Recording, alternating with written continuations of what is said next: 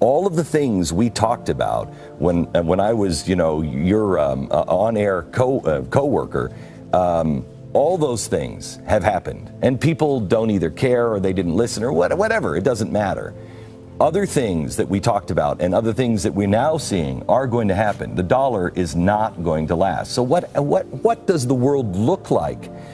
We have two ways to go. We can either tear each other apart, or we can see that world that Amazon was talking about last night on 60 Minutes, where literally the sky is the limit. Everything is about to change. When you look at the state of the economy, Obamacare, the disaster, the rise in the ever-growing government, deficits, debt, doubling of the people on welfare, what do you think in the privacy? I know you spend a lot of time reading and you now have become a student of history. What do you think privately is going to happen to this country? I think that we are in trouble. Yeah, and I think that we are in a situation that we will either rise to the occasion and be our best selves. I saw something that happened over the weekend, Sean, a poll that came out. I know you must have talked about it today. 70% of Americans don't trust each other. They think only 30% of this country you can trust.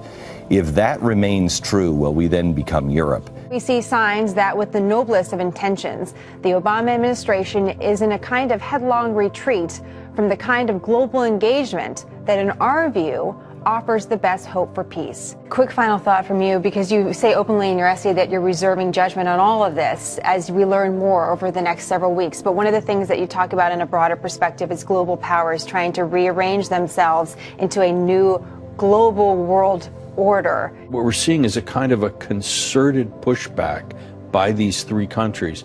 I think we have to watch it carefully to see whether, in fact, this is the opening of a new moment in international history. Very interesting. Walter. Whether, in fact, this is the opening of a new moment in international history. New mystery surrounding One World Trade Center. For about a year, New Yorkers have reported hearing an eerie sound coming from the newly constructed building. They call it haunting, and it's got a lot of people talking.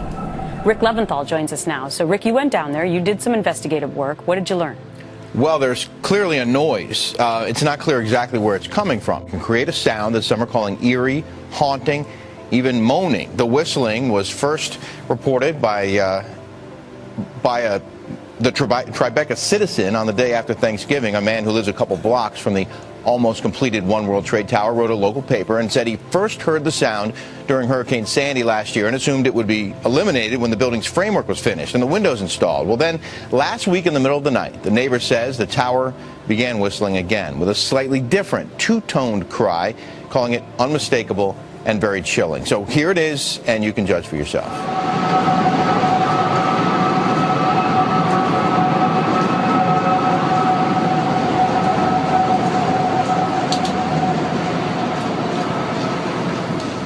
Like, one of them is the mechanical mismatch between humans and electronics, right? So electronics are boxy and rigid, humans are curvy and soft. That's a mechanical mismatch problem.